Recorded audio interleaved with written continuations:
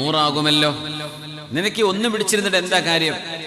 99 ആൾ എന്നോട് എൻ്റെ ആടിനെ, എൻ്റെ മൃഗത്തെ എനിക്ക് തന്നുകൂടെ എന്ന്, അയാൾക്ക് തന്നുകൂടെ എന്ന് എന്നോട് ചോദിച്ചു. വഅസ്സനി ഫിൽ ഖിതാബ്, അത് സംസാരിക്കുമ്പോൾ, ആ വിഷയം പറയുമ്പോൾ എനിക്ക് വിഷമമുണ്ടായിട്ടുണ്ട്. ഇതിലെന്താണ് വിധി പറയേണ്ടത്? ദാവൂദ് നബി വിധി പറഞ്ഞു പെട്ടെന്ന്. ലഖദ് ളലമക ബിസുആലി നഅജതിക ഇലാ നിആജിഹി, 99 ഇപ്പുറത്തുണ്ടായിട്ട് അതിലേക്ക് ചേർത്ത് വെക്കാൻ ഒന്നുകൂടെ വേണം എന്ന് ചോദിച്ചത് ദുൽമാണ്. അത് അനീതിയാണ്, ഇത് പരാക്രമമാണ്, ഇത് ചെയ്യാൻ പാടില്ലാത്തതാണ്. അയാളുടെ 99 ആ ആടുകളിലേക്ക് നിങ്ങളുടെ ഒരാടിനെ വേണം എന്ന് അയാൾ ചോദിച്ചത് മോശല്ലേ? ലഖദ് ളലമക, ഇത് ദുൽമാണ് ചെയ്തത്. وإن كثيرا من الخلطاء ليبغي بعضهم على بعض إلا الذين آمنوا وعملوا الصالحات وقليل ما هم وظن داود أنما فتناه فاستغفر ربه وخر راكعا وأناب. മനുഷ്യരിങ്ങനെ പരസ്പരം അനീതി ചെയ്യുന്നത് സ്വാഭാവികമായി കണ്ടുകൊണ്ടിരിക്കുന്നുവല്ലോ.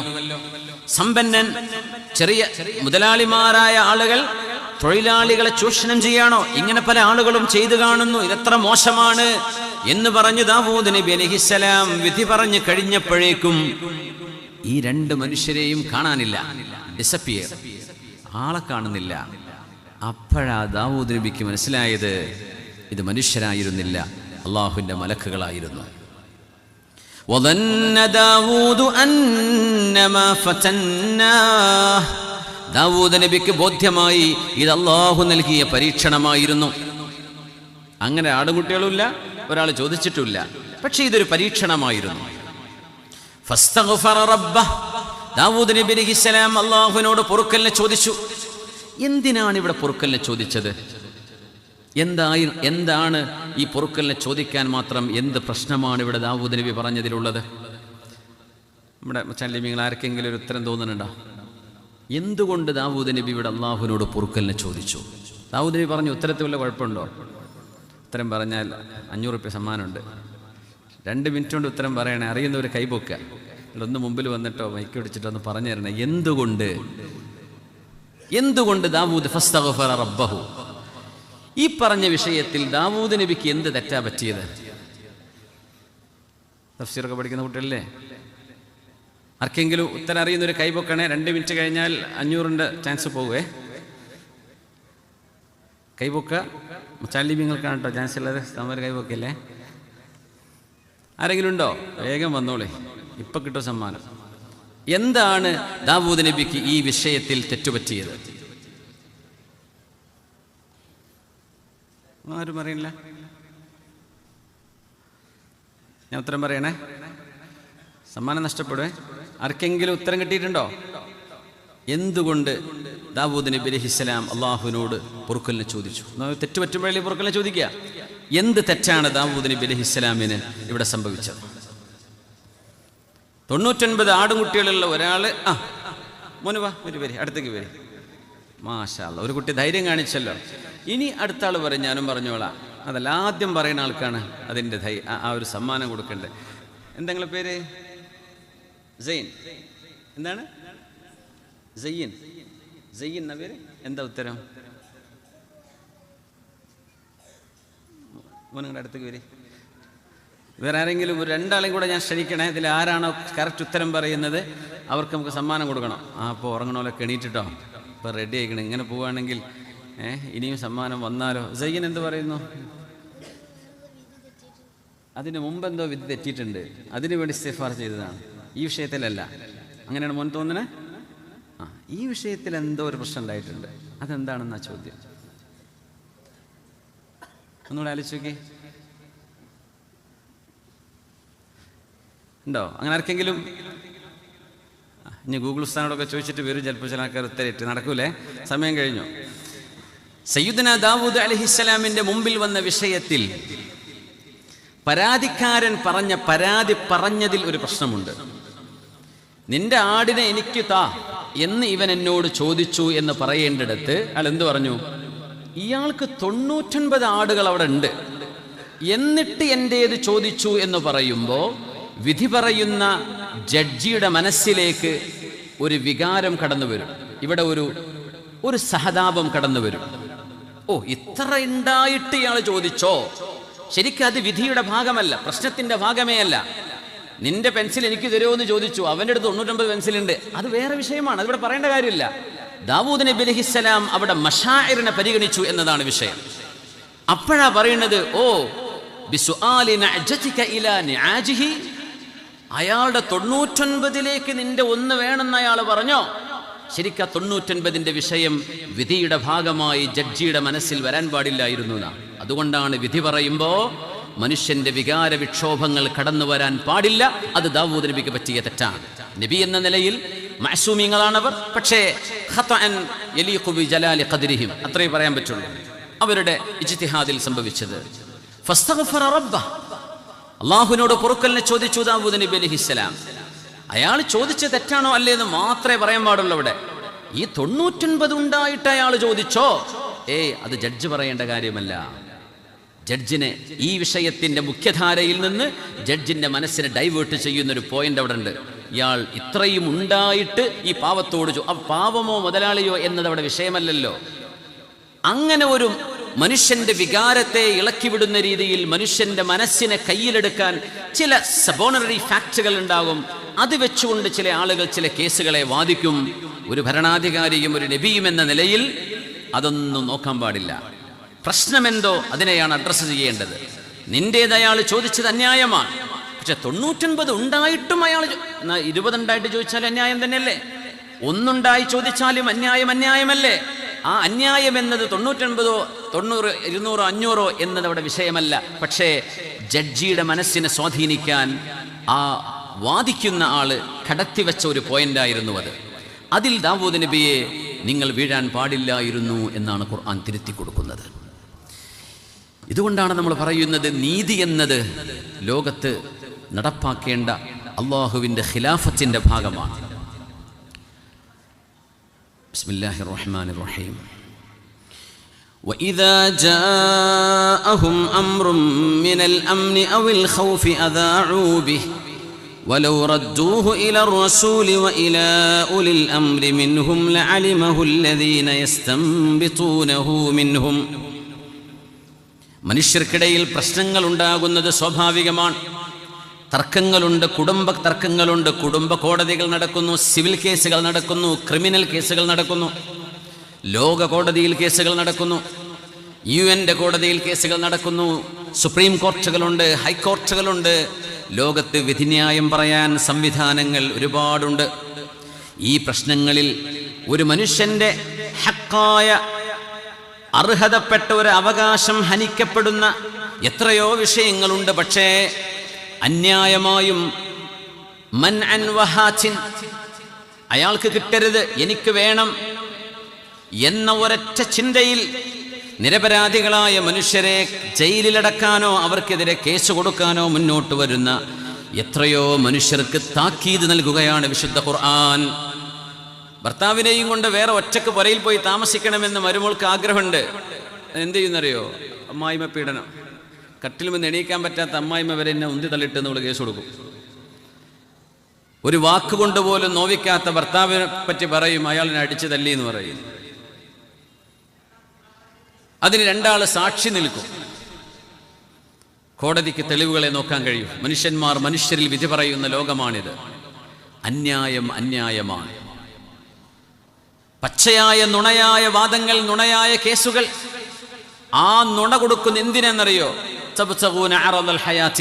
കുറച്ച് പൈസ വേണം, കോമ്പൻസേഷൻ വേണം, നഷ്ടപരിഹാരം വേണം, വിവാഹമോചനം വേണം.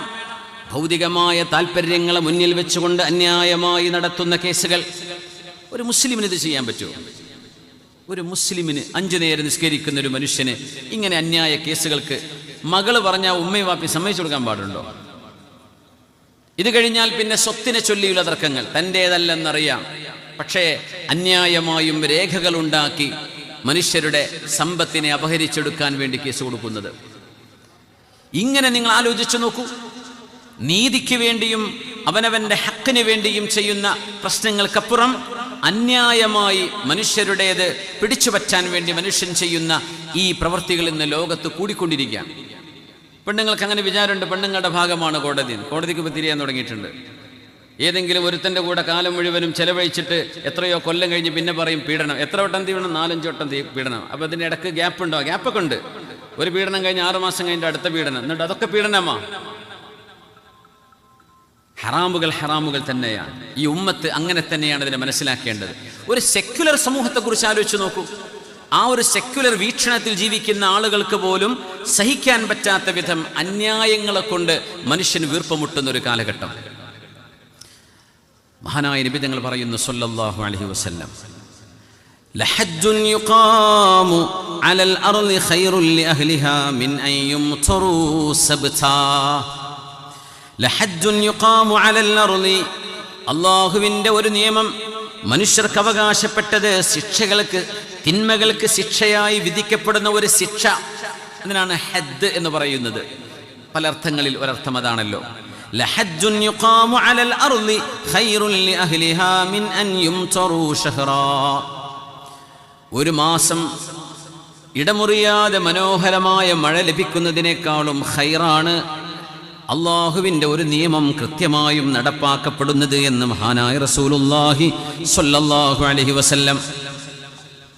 മഴ ഒരാഴ്ച ലഭിക്കുന്നതിനേക്കാളും നല്ലത് പടച്ചവൻ്റെ ഒരു നിയമം, ഒരു ശിക്ഷ, ഒരു തീരുമാനം, ഒരു ഹുക്മ് ഇവിടെ നടപ്പാക്കപ്പെടലാണ്.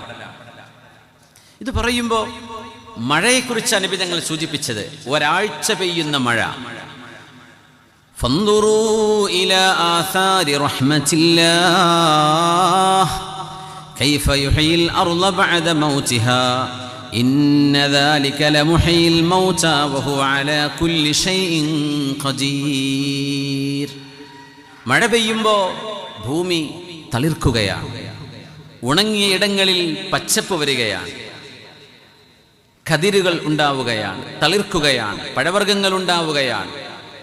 ഫൻദുർ ഇലാ ആസാരി റഹ്മത്തില്ലാഹ്, മഴയെന്ന അല്ലാഹുവിൻ്റെ ആ ഒരു റഹ്മത്തിനെ തുടർന്നുണ്ടാകുന്ന അനുഗ്രഹങ്ങളെക്കുറിച്ച് നിങ്ങളൊന്ന് ആലോചിക്കുന്നില്ലേ?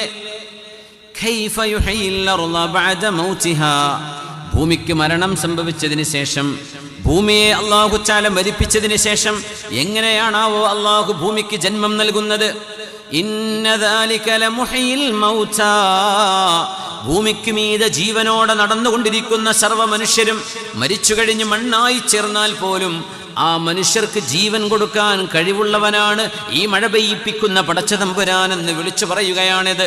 വഹുവ അലാ കുല്ലി ഷൈഇൻ ഖദീർ. അത്രമേൽ ജീവികൾക്ക്, മനുഷ്യർക്ക്, ജന്തുക്കൾക്ക്, സസ്യലതാദികൾക്ക്, കൃഷിയിടങ്ങൾക്ക് എല്ലാം അനുഗ്രഹമാണ് മഴ. മഴത്തുള്ളി കടലിലേക്ക് ചേർന്ന് ചില മഴത്തുള്ളികളാണത്രേ മുത്തുകളായി ചിപ്പികൾക്കുള്ളിൽ നിക്ഷേപിക്കപ്പെട്ട് വളരെ വിലമതിക്കാനാവാത്ത മുത്തുകളായി മാറുന്നത് മഴത്തുള്ളികളിലൂടെ ലഭിക്കുന്ന ചില ഡ്രോപ്പുകളാണെന്നാണ് പഠനം. സുബ്ഹാനല്ലാഹ്, അത്രമേൽ മനോഹരമാണ് മഴയത്രേ. ആ ഒരു മഴയെ ഉദാഹരിച്ചുകൊണ്ട് തങ്ങൾ പറഞ്ഞു, ജീവന്റെ, മനുഷ്യർക്കും ജന്തുജാലങ്ങൾക്കും ജീവനാണ് വെള്ളം എന്നത്. ആ വെള്ളം സുലഭമായി, വൃത്തിയായി, ശുദ്ധമായി, മുബാറക, പരിശുദ്ധമെന്ന് ഖുർആൻ പറഞ്ഞത് മഴയെക്കുറിച്ചാണ്. ഒരാഴ്ച നന്നായി സുന്ദരമായ മഴ, വെള്ളപ്പൊക്കം ഉണ്ടാകുന്ന മഴയെക്കുറിച്ചല്ലേ പറയും. ഫൻദുർ ഇലാ ആസാരി റഹ്മത്തില്ലാഹ്, അഖാബായിട്ടും ശിക്ഷയായിട്ടും ലഭിക്കുന്ന മഴയെക്കുറിച്ചല്ല, റഹ്മത്തായി പെയ്യുന്ന മഴ. അതൊരാഴ്ച ലഭിക്കുന്നതിനേക്കാളും നിങ്ങൾക്ക് ഖൈറ്, ന്യായമായി ഭൂമിയിൽ നടപ്പാക്കപ്പെടുന്നതാണ്. പടച്ചവന്റെ നിയമം അതിവിടെ നടപ്പാക്കപ്പെടുന്നതാണ്. ഹക്ക് ഹക്കാവണം. ചില ആളുകൾ വാക്ചാതുരി കൂടുതലുള്ളവരായിരിക്കാം, തെറ്റിനെ സത്യമായി പറയാനും അവതരിപ്പിക്കാനും കഴിവുള്ളവരായിരിക്കാം. ആയിഷ ബീവി റളിയല്ലാഹു അൻഹ പറയുന്നുണ്ട്, ഹബീബായ നബി തങ്ങളുടെ കൂടെ ഞാൻ വീട്ടിലിരിക്കുമ്പോൾ സമിഅനാ, ഞങ്ങൾ കേൾക്കുകയുണ്ടായി, ഖസ്മൻ. ഖസ്മ എന്ന് പറഞ്ഞത് മുഫ്രദും ജംഉം ഖസ്മന്നെയാണ്. ഒരാൾക്കും പറയും, ഒരു കൂട്ടം ആളുകൾക്കും ഖസ്മ എന്ന് തന്നെയാണ് പറയാം. ഖസ്മാനി, മുസന്നക്ക് ഖസ്മാനി പറയും, ശരിയാണ്. ഖസ്മ, കുറച്ചാളുകൾ ഒച്ചപ്പാടുണ്ടാക്കുന്നത് കേട്ടു നബി തങ്ങൾ സല്ലല്ലാഹു അലൈഹി വസല്ലം. വിധി പറയാൻ വരുന്നതാണ്, ഹബീബിനോട് വിധി പറയാൻ ചോദിച്ചു വന്നതാണ്. ഒരു തർക്കമുണ്ടവർക്കിടയിൽ.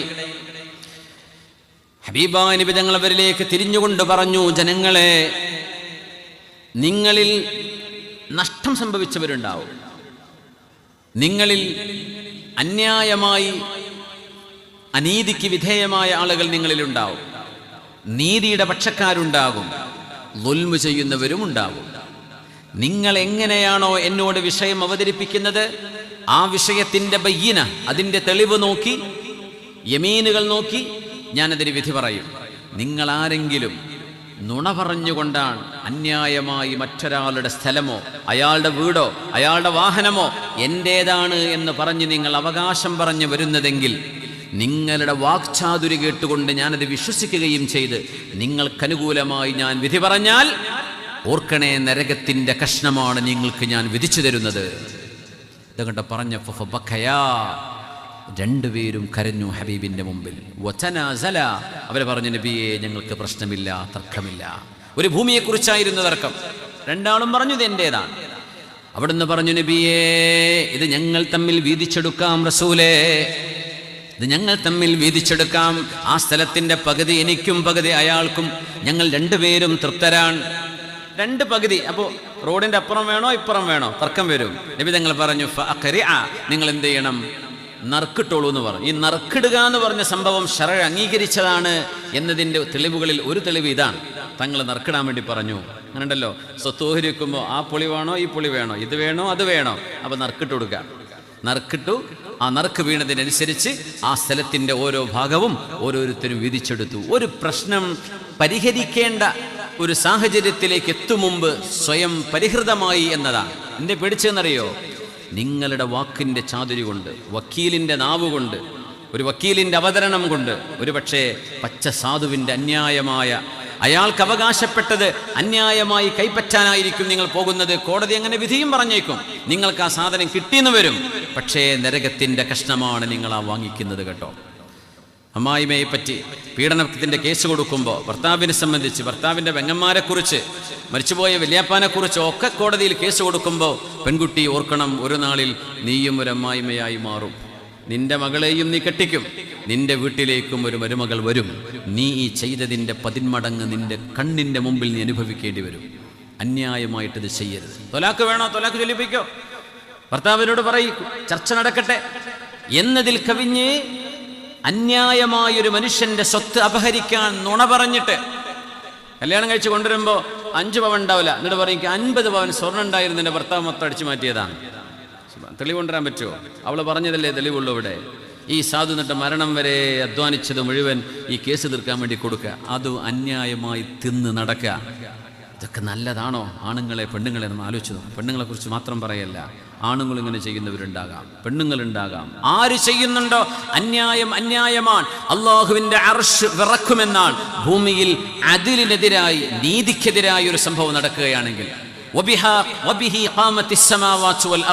ആകാശഭൂമികൾ നിലനിൽക്കുന്നത് അള്ളാഹുവിന്റെ അദൽ, പടച്ചവന്റെ നീതി എന്ന ഒരൊറ്റ തുലാസിലാണെന്ന് മഹാനായ റസൂലുള്ളാഹി സ്വല്ലല്ലാഹു അലൈഹി വസല്ലം. അത് നഷ്ടപ്പെടരുത്. അത് നമ്മുടെ വീട്ടിലുള്ള വിഷയമാവാം, നാട്ടിലേതാകാം, രാജ്യത്തിൻ്റെതാകാം, രാഷ്ട്രങ്ങളുടെ വിഷയമാകാം, ഒരാളിൻ്റെ ചെറിയൊരു കാര്യമാകാം, ഒരു സമൂഹത്തിൻ്റെ വിഷയമാകാം. കോടതികളിൽ ജോലി ചെയ്യുന്നത് പോലും അത്രമേൽ ഗൗരവത്തിൽ കാണേണ്ട ഒരു ജോലിയാണ്. അതങ്ങ് വെറുതെ എടുക്കേണ്ട കാര്യമല്ല. ഹബീബാ നബി തങ്ങൾ പറയാണ്, ലഹദ്ദുൻ യുഖാമു അലൽ അർളി ഖൈറുൻ ലിഅഹ്ലിഹാ മിൻ അൻ യുംതറൂ സബ്താ.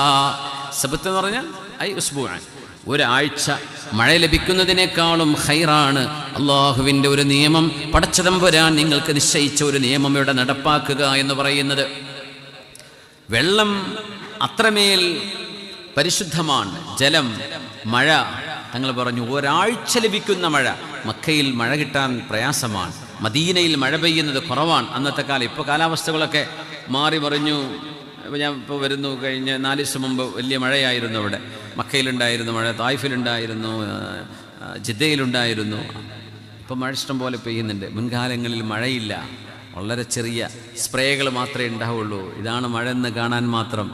പുണ്യനബി ഞങ്ങളിത് പറയുമ്പോൾ, മഴ കിട്ടാതെ വിഷമിക്കുന്ന മരുഭൂമിയിലെ മനുഷ്യരുടെ ദാഹജലത്തിനോടുള്ള ആർത്തി ഈ ഒരു ഹദീസിൻ്റെ ആ ഒരു വാക്കുകളിൽ നമ്മൾ മനസ്സിലാക്കണം.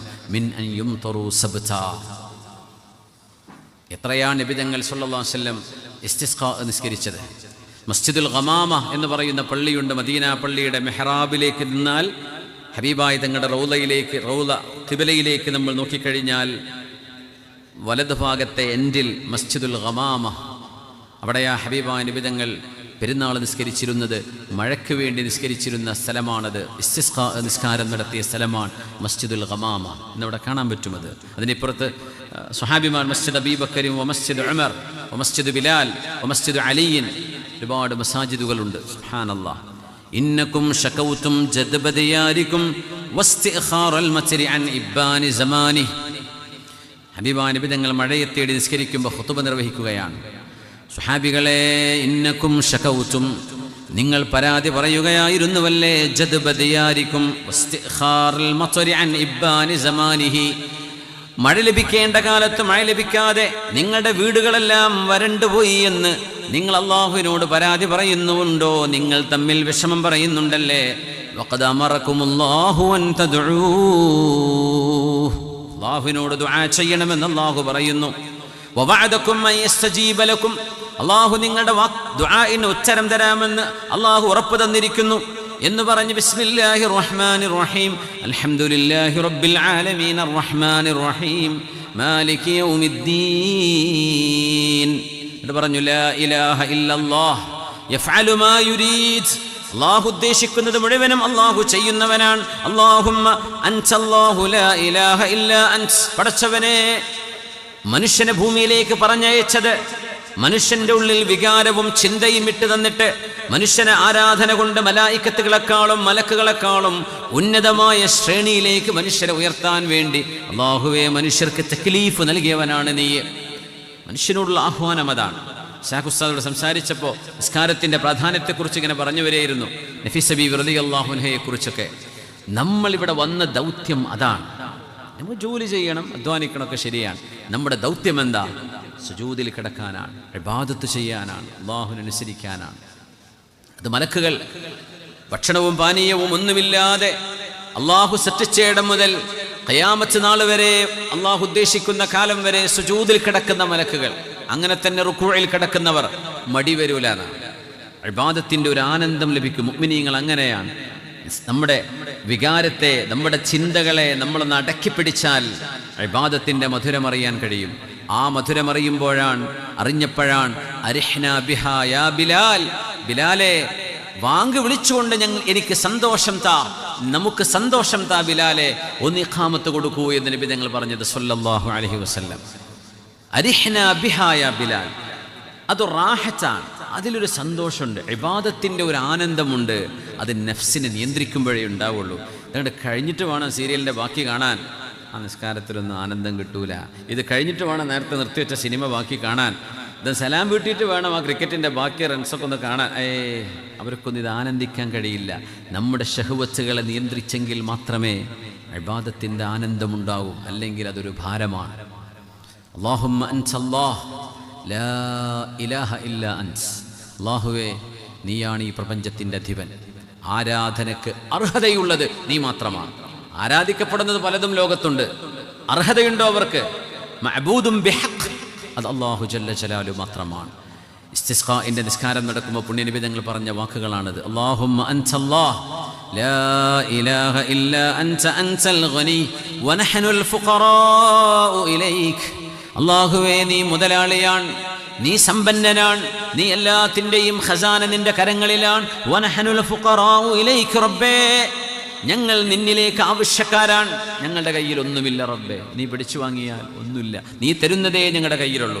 അൻസിൽ അലൈനൽ ഗൈസ്, ഞങ്ങൾക്ക് മഴ തരണം, ഞങ്ങൾക്ക് മഴ തരണം. വജഅൽ മാ അൻസൽത ലനാ ഖുവതൻ വബലാഗൻ ഇലാഹീൻ, ആ പെയ്യുന്ന മഴ ഞങ്ങൾക്ക് കരുത്ത് നൽകണേ, ഞങ്ങളുടെ ആവശ്യങ്ങൾ നിർവഹിക്കപ്പെടാനുള്ളതാകണേ, പടച്ചവനെ അത് അനുഗ്രഹമാക്കി തരേണമേ എന്ന് പറഞ്ഞ മദീനയുടെ ആകാശത്തേക്ക് കൈയുയർത്തി ഒരു വിരലുയർത്തി ഹബീബായ റസൂലുള്ളാഹി തങ്ങളുടെ ഇത് ദുആകൾ എത്രയാണ്? മഴ വേണം, അല്ലാഹുമ്മ അഗ്സിനാ, അല്ലാഹുമ്മ അഗ്സിനാ, അല്ലാഹുമ്മ അഗ്സിനാ. ഹബീബിൻ്റെ മുഅ്ജിസത്തുകളിൽ സല്ലല്ലാഹു അലൈഹി വസല്ലം എത്രയോ മഴയെക്കുറിച്ചുള്ള സന്ദർഭങ്ങൾ കാണാൻ കഴിയും. അനസ് റളിയല്ലാഹു അൻഹു റിപ്പോർട്ട് ചെയ്ത സ്വഹീഹൈനിൽ വന്ന ആ മഴ കിട്ടണമെന്ന് പറഞ്ഞ് നബി തങ്ങൾ അള്ളാഹുവിനോട് ദുആ ചെയ്തതും മഴ വേണമെന്ന് പറഞ്ഞ ആ അറാബിക്ക് നബി തങ്ങൾ മറുപടിയായി പ്രാർത്ഥിച്ചു കൊടുത്തതും ചെളിയിൽ സുജൂദിൽ ചെയ്തുകൊണ്ട് മഴ പെയ്ത് ഇൻസ്റ്റൻസ് ഉത്തരം, അപ്പോൾക്കപ്പോൾ ഉത്തരം കിട്ടിയ എത്രയെത്ര സംഭവങ്ങൾ. لحد يقام على الأرض خير لأهلها من أن يمتروا سبتا. അതുകൊണ്ട് അള്ളാഹുവിൻ്റെ നിയമം പടച്ചതമ്പുരാൻ ഇവിടെ നീതി നടപ്പാക്കാനാണ് മനുഷ്യരെ പറഞ്ഞയച്ചത്. അന്യായങ്ങൾ ഉണ്ടാകരുത്. ഭൂമിയിൽ മനുഷ്യൻ നീതി നടപ്പാക്കിയാലും ഇല്ലെങ്കിലും പ്രപഞ്ചത്തിൻ്റെ ഒരു സുപ്രീം കോർട്ടുണ്ട്. ആ സുപ്രീം കോർട്ട് അള്ളാഹുവിൻ്റെ മഹ്ശറയാണ്, യൗമുൽ ഹിസാബാൻ. ആ യൗമുൽ ഹിസാബിലേക്ക് അള്ളാഹുവിൻ്റെ കോടതിയിലേക്ക് മുഅ്മിനീങ്ങൾ മാറ്റിവെക്കും. അവിടുന്ന് നീതി കിട്ടാത്തൊരു വിഷയമുണ്ടാവില്ല. എത്രത്തോളം കൊമ്പുണ്ടായിരുന്ന ഒരാട് കൊമ്പില്ലാത്തൊരാടിനെ ഒരു അജ്മാഇനെ കുത്തിയാൽ ആ അജ്മാ ആയ കൊമ്പില്ലാതിരുന്ന ആടിന് കൊമ്പ് കൊടുത്തിട്ട് കൊമ്പുണ്ടായിരുന്ന ആടിൻ്റെ കൊമ്പെടുത്ത് കളഞ്ഞിട്ട് നാളെ അള്ളാഹു പ്രതികാരം ചെയ്യാൻ പറയുമെന്നും ثم يقال لها كوني ترابا, പിന്നെ അവരോട് പറയും നിങ്ങളൊക്കെ മണ്ണായി മാറിക്കോളൂ. അങ്ങനെ വരെ നാളെ നീതി നടപ്പാക്കുന്നൊരു കോടതിയുണ്ട്. അത് അള്ളാഹുവിൻ്റെ കോടതിയാണ്. ജാഹിലിയ്യ കാലം പുണ്യനബി തങ്ങൾ സല്ലല്ലാഹു അലൈഹി വസല്ലം തങ്ങൾ പ്രവാചകരായി വരുന്നതിൻ്റെ മുമ്പ് ജാഹിലിയ്യക്കാരുടെ നീതി ഒരു പ്രത്യേകമായ സംവിധാനമായിരുന്നു. അന്ന് അവർ പറയാ ജോത്സ്യൻ എന്ന് പറഞ്ഞു, അതാണ് അവിടുത്തെ വിധി. ഖവാരിഖുൽ ആദാത്ത്, ഇത് മനുഷ്യർക്ക് വലിയ കൗതുകമുള്ള കാര്യമാണ്. കാരണം അത്ഭുതങ്ങൾ കാണുമ്പോൾ മനുഷ്യന്മാർ നെട്ടിത്തെരിച്ചു പോകും. അത് മാജിക്ക് ചെയ്താൽ പോലും വാവൊളിച്ച് നിൽക്കുന്നത് കാണാൻ, അത് ഇല്യൂഷനാണെന്ന് മനുഷ്യന് മനസ്സിലാക്കാൻ പ്രയാസമാണ്. അങ്ങനെയൊക്കെ ഉണ്ടാവോ? പേപ്പർ ഇങ്ങനെ എടുത്തിട്ട് ആ ഡോളറായിട്ട് മാറുന്നു. അങ്ങനെ ഡോളറാവുണ്ടെങ്കിൽ ഇയാൾ ഈ കളി കളിക്കാൻ നടക്കുമോ? ആ ഡോളർ പെരിയിലുണ്ടാക്കി അവിടെ ഇരുന്നാൽ പോരെ? അപ്പോൾ ഇത് കളിയാണ്, ഇത് മനുഷ്യനെ പറ്റിക്കുന്ന പരിപാടിയാണ് എന്ന് മനുഷ്യൻ ചിന്തിക്കാൻ വൈകിപ്പോകുന്നുണ്ട്. കാണുമ്പോൾ പടച്ചോനെ, പ്രാവൊക്കെ ഇങ്ങനെ പാറിപ്പോകേ, എങ്ങനെ അതൊക്കെ സംഭവിക്കണത് എന്ന്. കൺകെട്ട് വിദ്യകൾ, കാഹിനീങ്ങൾ, ജ്യോത്സ്യന്മാർ അടക്കി ഭരിച്ചിരുന്നൊരു കാലഘട്ടമായിരുന്നു അത്. നല്ല ജ്യോത്സ്യന്മാരുണ്ടായിരുന്നു അന്നത്തെ ജാഹിലിയ്യ കാലപ്രകാരം, കള്ളന്മാരുണ്ടായിരുന്നു. അന്നത്തെ കാഹിനീങ്ങളിൽ യമനിലും ഖൈബറിലുമുള്ള ജ്യോത്സ്യന്മാർ പ്രശസ്തരായിരുന്നു. അങ്ങനെ ചില സംഭവങ്ങൾ ഉണ്ടായിട്ടുണ്ട്. ഹിന്ദ് റളിയല്ലാഹു അൻഹ അവരുടെ ഭർത്താവായിരുന്ന അബൂ സുഫിയാൻ എന്നവർ തൻ്റെ ഭാര്യയെക്കുറിച്ചൊരു സംശയം പ്രകടിപ്പിച്ചപ്പോൾ ഹിന്ദ് ബിൻത് ഉത്ബ, ഖുറൈശികളിലെ പ്രമാണിയായിരുന്ന ഇസ്ലാമിൻ്റെ ശത്രുവായി മാറിയിരുന്ന ഉത്ബയുടെ മകൾ ഹിന്ദ്, ഉത്ബ എന്ന വാപ്പ തൻ്റെ മകൾ നിരപരാധിയാണ് എന്ന് തെളിയിക്കാൻ ജ്യോത്സ്യനെ കാണാൻ വേണ്ടി യമനിലേക്ക് പോയതും അബൂ സുഫിയാന്റെ മുമ്പിൽ വെച്ചുകൊണ്ട് തൻ്റെ മകൾ നിരപരാധിയാണെന്ന് ജ്യോത്സ്യനെ കൊണ്ട് തെളിയിപ്പിച്ചതുമൊക്കെ ചരിത്രം നിങ്ങൾ കേട്ടിട്ടുണ്ടായിരിക്കും. ഞാനതിലേക്ക് കടക്കുന്നില്ല, ഇല്ലെങ്കിൽ നമ്മൾ ഏതോ വേദനയിലൊക്കെ ഞാൻ തന്നെ പറഞ്ഞിട്ടുണ്ട്, ഞാൻ ആവർത്തിക്കുന്നില്ല. ജ്യോത്സ്യനെ കൊണ്ട് അന്ന് അങ്ങനെ വഹിയില്ലല്ലോ, ആകാശത്ത് വഹി വരാത്ത കാലമാണ്. അപ്പോൾ ജ്യോത്സ്യം പറഞ്ഞാൽ അതാണ് അന്നത്തെ വിധി. ഖൂമി ഗൈറ സാനിയ എന്ന് ഹിന്ദ് റളിയല്ലാഹു അൻഹയോട്, അന്ന് ഒരു മുസ്ലിമത്തല്ല, ഖൂമി ഗൈറ സാനിയത്തിൻ എന്ന് പറഞ്ഞ്